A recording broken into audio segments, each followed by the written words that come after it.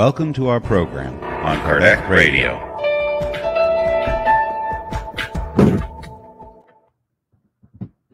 Hello, dear friends. Welcome to the 6 o'clock Kardec Radio Daily Prayer Program. I hope you find yourself in good health, having a good day. But if it's not the case, that's why we're here. We are here together to join forces, join our energies, for ourselves this moment of healing, inviting the good spirits to visit our homes, our families. Let us really focus on this time as being 15 minutes of very, very therapeutical reflections for us. And as usual, we start by reading a message. Today I changed our book to Living Spring. It's also psychographed by Chico and through, by the Spirit Emmanuel. It's part of the collection that we've been doing, the Living Spring, Our Daily Bread, The Way, the Truth, and the Life. Phenomenal books. Today we're going to study chapter 34, and the title is Let Us Be Alert. And it starts by saying, but nothing is pure to those who are corrupted and do not believe. Paul. People always see by means of their internal sight. By the colors they use on the inside, they judge aspects on the outside. They determine other people's feelings by their own. In the conduct of others, they think they can find the means and ends that concern their own actions. Hence, the imperative need for constant vigilance, so that our conscience is not contaminated by evil. When darkness takes over our mind, we see nothing but darkness everywhere. In expressions of the purest love, we imagine carnal allusions. If we meet a friend dressed with commendable refinement, vanity comes to mind. If one of our friends is called to a career in politics, we visualize political abuse. If one of our neighbors has perfect timing regarding his or her investment, we suspect misappropriation. When a friend is vigorously defending a just cause, we immediately classify him or her as intractable. When darkness is allowed to enter our inner life, deplorable changes may reach our thoughts. In such circumstances, virtues are never noticed. Evil, however, is always abundant. Generous acts of beneficence are wrongly interpreted. Let us be alert every time we are visited by envy, jealousy, suspicion, or slander. There are intricate situations for which silence is a blessed and effective medicine, because each spirit sees the pathway or the tracker in accordance with its light or dark inner sight. So, what is Emmanuel trying to tell us today, Always pulling our ear. He's telling us that when we are visualizing issues on the outside, on the external, right, in other people, if they're doing something good, we're like, oh, they're just looking for, attention, instead of us paying attention to the good. And he's saying that's us externalizing our own inner issues. And he's saying we have to be very, very careful with this type of feelings of envy, jealousy, suspicion, or slander. And that we should allow people to, when they're doing something, we can help people by changing the focus and looking towards the good, right? But we tend to look at the negative side, and the reason is we are lacking. Very rarely is on the other person. When we're judging, it's because we are lacking in ourselves. And we might be lacking, maybe love, or maybe we are lost, or maybe we don't feel our self-esteem very strong. But regardless, we feel a lack of something, and because of that, we judge others. Now, there is a difference between observing issues. Maybe others are doing wrong. That doesn't mean we're going to go like, yeah, good job. We observe, but we don't judge the person. We observe and we think of the act.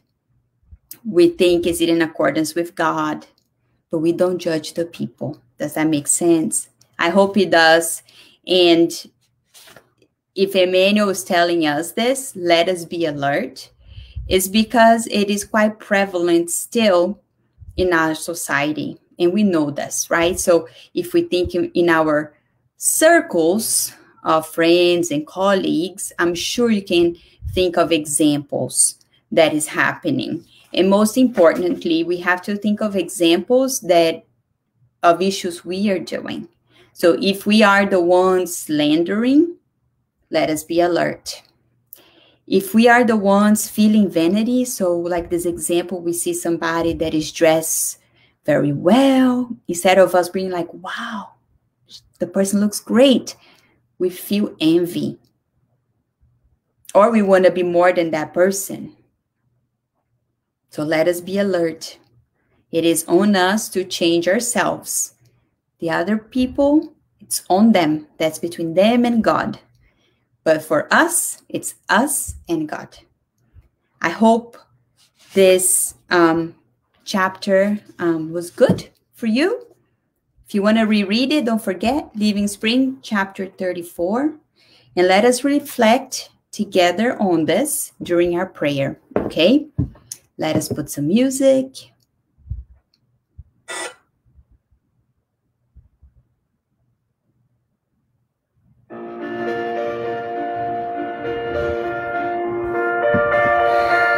Find a position that you're very comfortable. Take some breaths in and out, allowing yourself to be mindful of this connection with the higher realms. Let us visualize open hearts to allow the necessary treatment that each one of us needs to be delivered by loving and kind doctors of the soul. Let us visualize these doctors treating our family members, treating our loved ones, even if they are not living in our homes. And let us visualize a beautiful white flower that we are going to dedicate to one person that at this moment we feel needs it the most. Dear loving Master Jesus, we thank you for the beautiful message you sent us. A message of inner alert for our reflection of our still sides that we have to do better. We understand that sentiments like envy, vanity, selfishness is still so prevalent in ourselves. And because of it, we pray, Master, that we have the necessary support to be able to change ourselves little by little, that we have open minds and open hearts to allow it to happen, and that we are able to be good role models in our homes to help our family members, our loved ones, in also ridding themselves of the same sentiments. We pray, Master, that when we encounter others, that we are able to be a good friend, to give a good word, to be positive, optimistic, to be supportive of their efforts in the good. We pray, Master, for the many souls that have lacked support and feel themselves trapped in sentiments of guilt.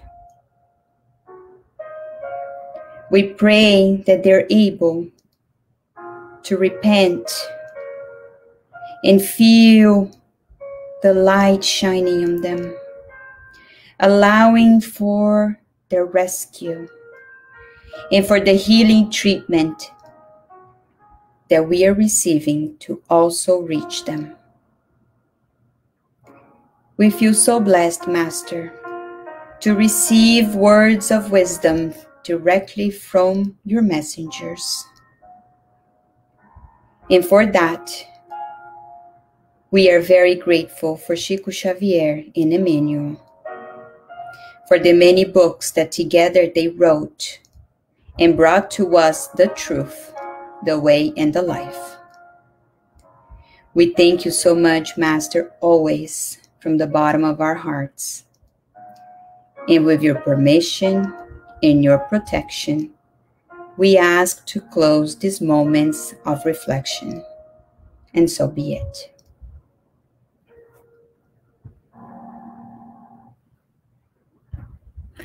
Thank you so much, dear friends, for being here with me and with the whole team that even if we don't see them, we know they're here.